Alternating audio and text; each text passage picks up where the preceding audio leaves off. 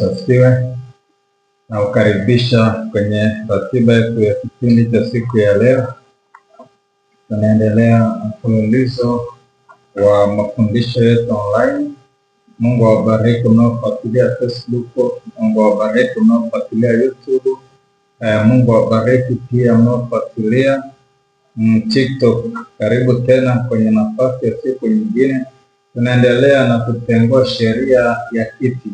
Leo tunaendelea kitabu. Leo tunaangalia mila na desturi zinavyoweza kutumiwa na kiti. Mila na desturi zinavyoweza kutumiwa na kiti. Kwenye kitabu cha Yeremia 35 mstari wa kwanza hadi wa 10 tutakwenda kuona mila na desturi zinavyoweza kutumiwa na kiti. Tunaposema kiti ni serikali kamili ya miungu. Tunaposema kiti ni viti vya enzi. Wale ambao tumetoka na mafundisho karibu mwezi mzima sasa au zaidi ya mwezi mmoja, tunaposema kiti inawakilisha serikali kamili. Jana tuliangalia tukaona kule Danieli aliwajibishwa na serikali ya Babeli, ilimwajibisha maamiri na manaibu na kila kitu. Sasa tuangalie kwenye kitabu hiki cha Yeremia 35 mstari wa kwanza hadi wa 10. Nasema hivi: neno hili ndilo lilomjia Yeremia kutoka kwa Bwana katika siku za Yehoyakimu mwana wa Yosia mfalme wa Yuda, kusema, enenda nyumbani kwa Warekabi ukanene nao, ukawalete nyumbani kwa Bwana katika chumba kimoja, ukawape divai wanywe. Basi nikamtoa Yazaria mwana wa Yeremia mwana wa Habasinia na ndugu zake na wanawe wote, nyumba yote ya Warekabi, nikawaleta ndani ya nyumba ya Bwana, ndani ya chumba cha wana wa Hanani mwana wa Gedalia mtu wa Mungu, kilichokuwa karibu na chumba cha wakuu, nacho kilikuwa juu ya chumba cha Maaseya mwana wa Shalumu bawabu. Nikaweka mabakuli yaliyojaa divai na vikombe mbele ya wana wa nyumba ya Warekabi, nikawaambia, nyweni divai. Lakini wakasema, hatutakunywa divai, kwa maana Yonadabu mwana wa Rekabu baba yetu alituamuru akisema, msinywe divai ninyi wala wana wenu hata milele. Mstari wa 7, wala msijenge nyumba, wala msipande mbegu, wala msipande mizabibu, wala msiwe nayo, bali siku zenu zote mtakaa katika hema, mpate kuishi siku nyingi katika nchi ambayo mtakaa ndani yake hali ya wageni.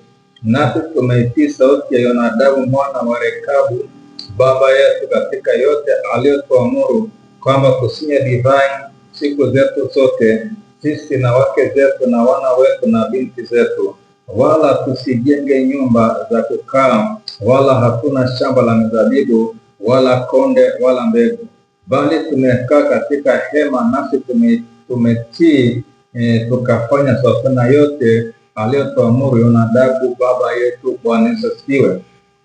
Tunaangalia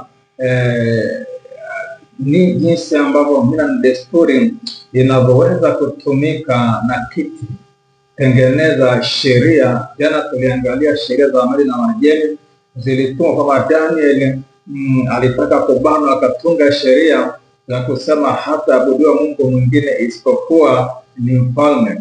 Lakini Danieli aliazimia moyoni kwamba hata akenduka akamwacha Mungu wake, na kwa jambo hili lisababisha akatoka kwenye tondo la simba. Pointi yangu ni sheria inavyotungwa na kiti. Sasa hii Yonadabu mwana wa Rekabu alitunga sheria, akaambia vizazi vyake vyote kwamba hawatakunywa divai, mfano pombe, hawatakunywa pombe, neno jema. Lakini la pili, vizazi vyao vyote hawatajenga nyumba.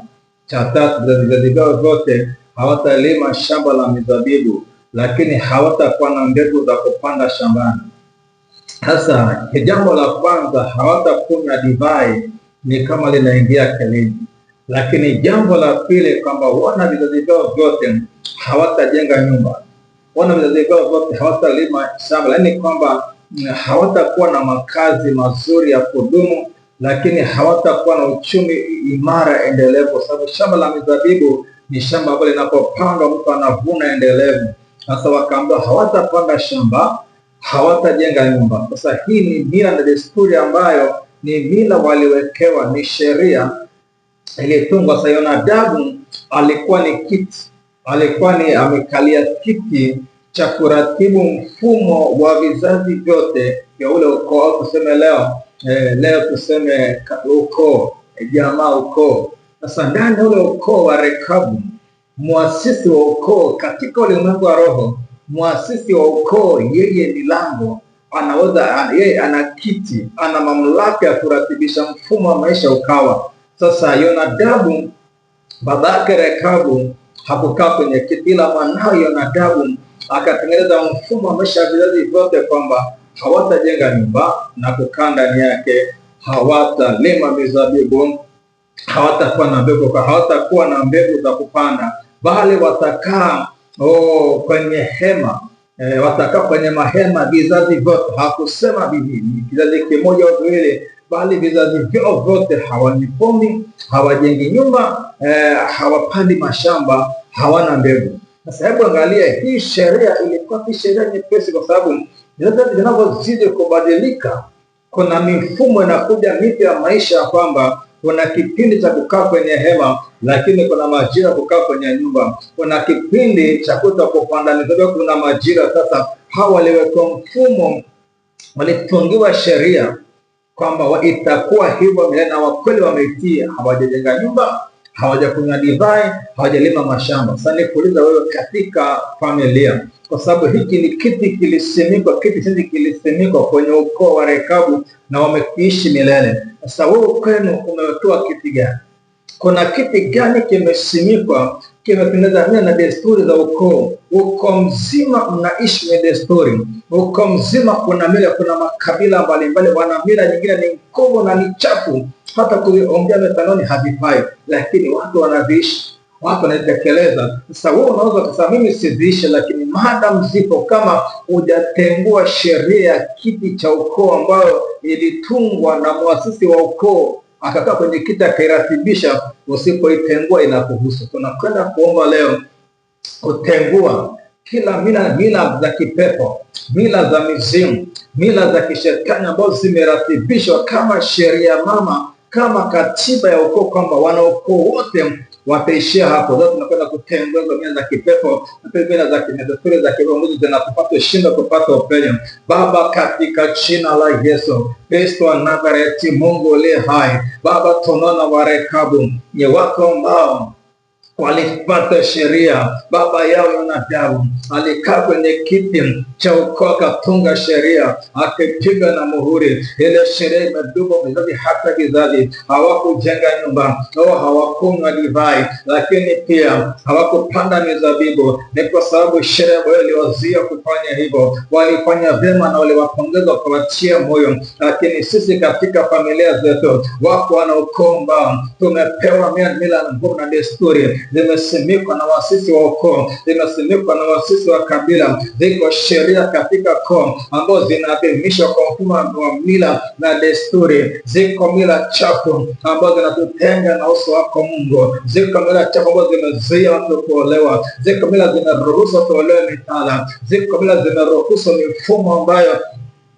inatufanya tuwe na maisha mabaya, maisha yaliyochafuka, maisha yasiyostahili kabisa. Baba, nasimama na damu Yesu ikiomba toba ya kila mila ya mfuatiliaji wa kipindi hiki, zile desturi za ukoo wake, zile mila za kabila lake, zile mila ambazo zimewafanya washinde kuwa na maisha ya ufanisi, zile mila ambazo zimezuia kuwa na elimu nzuri, zile mila ambazo zimezuia kuwa na ndoa takatifu, zile mila ambazo zimezuia uchumi wao. Zipo sheria kwenye viti vya enzi vya ukoo, iko kwenye viti vya enzi vya kabila. Inaomba toba na kuachilia damu zikatengua hizo mila desturi, kama sheria za viti vya enzi vya ukoo inakwenda kuzitengua ulimwengu roho inazitengua kwa damu ya Yesu. Mila mbalimbali, desturi mbalimbali, kawaida mbalimbali ambazo zimetungwa na viti vya ukoo na viti vya kabila, ninatengua kwa damu ya Yesu, ninatengua kwa jina la Yesu. Haijalishi ni mila gani, haijalishi zimebeba vitu gani, haijalishi zimebeba uharibifu gani,